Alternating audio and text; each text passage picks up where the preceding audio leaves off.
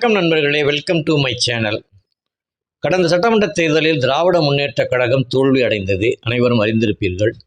அந்த தோல்விக்கான காரணம் என்ன, எதனால் தோற்றோம் என்பது குறித்த பல கருத்துக்களை அறிவதற்காக முன்னாள் முதல்வர் மு.க.ஸ்டாலின் அவர்கள் உடன்பிறப்பின் குரல் என்கிற ஒரு வெப்சைட்டை ஓப்பன் பண்ணி அதில் கருத்துக்களை சொல்லுமாறு கேட்டிருந்தார். அதன் அடிப்படையில் நிறைய பேர் கருத்துக்களை சொல்லியிருந்தாங்க. அந்த வகையில் மதபோதகர் மோகன் சி லாசரஸ் அவர்கள் அவரிடம் வைத்த கோரிக்கையை அவருடைய குரலிலேயே கேளுங்கள். உங்கள் கருத்துக்களை கமெண்ட் பண்ணுங்கள். தமிழகத்தின் முன்னாள் முதலமைச்சராக செயலாற்றின, நல்ல பணிகளை செய்த மாண்புமிகு மு.க.ஸ்டாலின் ஐயா அவர்களுக்கு என்னுடைய அன்பின் வாழ்த்துக்கள்.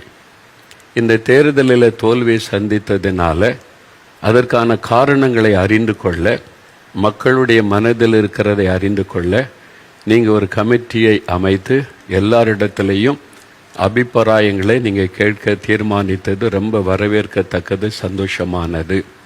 பொதுமக்களும் உங்களுடைய மனதில் உள்ளதை இதை பற்றி கருத்துக்களை தெரியப்படுத்தலாம் என்று சொன்னதுனால நான் எந்த கட்சி சார்பும் உடையவனாக இல்லாதபடி பொது ஜனங்கள் சார்பாக சில கருத்துக்களை நான் உங்களுக்கு சொல்ல விரும்புகிறேன்.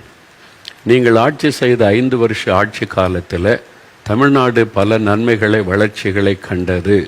அதற்காக உங்களுக்கு நன்றி கூறுகிறேன். நான் தேவனை துதிக்கிறேன். கல்வித்துறையில் நிறைய ஆசீர்வாதமான நன்மையான மாற்றங்களை தமிழ்நாடு கண்டது. மருத்துவத்துறையில் ஆச்சரியப்படும்படியான நிறைய நன்மையான மாற்றங்கள், வளர்ச்சிகளை தமிழ்நாடு பெற்றிருக்கிறது. இதே போல தொழில் வளத்தில் தமிழ்நாடு முதன்மையான இடத்தில் வந்து நிறைய பேர் ஆசீர்வதிக்கப்பட காரணமாக இருந்தது உங்களுடைய அரசாங்கம். அதே மாதிரி இந்த பஸ் ஸ்டேஷன், அதை பேருந்து நிலையங்கள், அதனுடைய புதுசாக கட்டின எல்லாமே விமான நிலையத்தில் போல் அவ்வளவு சிறப்பாக பிரம்மாண்டமாக மக்களுடைய நன்மைக்காய் செய்தது பெரிய ஒரு ஆசீர்வாதமான காரியம்.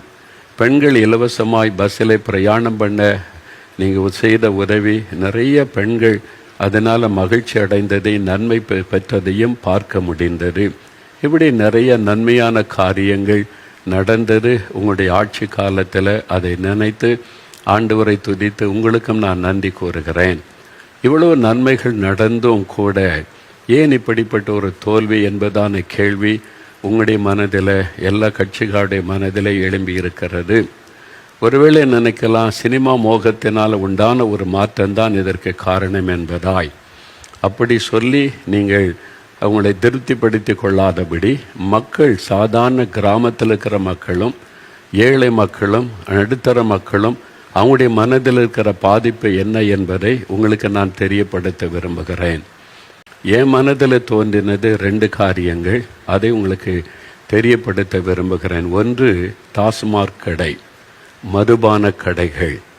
அதாவது தமிழ்நாட்டில் மதுபானத்தினால 1,25,00,000 பேர் தினசரி குடிகாரர்களாய் மாறிவிட்டார்கள் என்று உயர்நீதிமன்றத்தில் ஒரு நீதிபதியை வேதனையோடு சொன்னதை சில ஆண்டுகளுக்கு முன்பாய் நடைபெற்றது.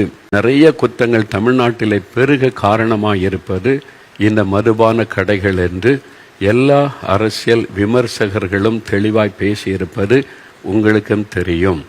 இந்த மதுபானத்தினால நிறைய மரணங்கள், அதனால் கடந்த 10 வருஷத்தில் தமிழ்நாட்டில் விதவைகள் பெருகி இருக்கிறார்கள், தகப்பனில்லாத குழந்தைகள் பெருகி இருக்கிறார்கள் என்று ஒரு கணக்கெடுப்பு சொல்லுகிறது.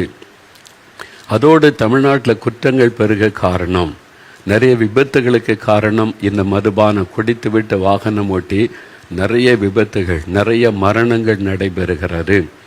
பாலியல் சம்பந்தமான குற்றங்கள் பெருக காரணம் இந்த மதுபானம்.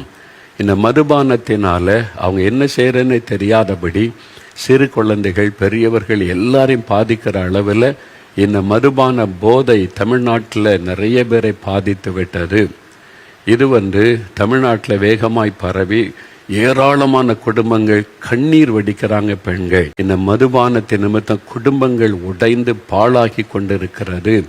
பிள்ளைகளுடைய வாழ்க்கை சீரழிந்து கொண்டிருக்கிறதை கண்ணீர் விட்டு அழுது சொல்லுகிறார்கள். அதனால எவ்வளவு நன்மை செய்தாலும் ஒவ்வொரு குடும்பமும், கோடிக்கும் அதிகமான குடும்பங்கள் இந்த மதுபானத்திலே பாதிக்கப்பட்டு இருக்கிறது. இதை மற்றவங்க சொல்லுவாங்களோ என்ன தெரியாது.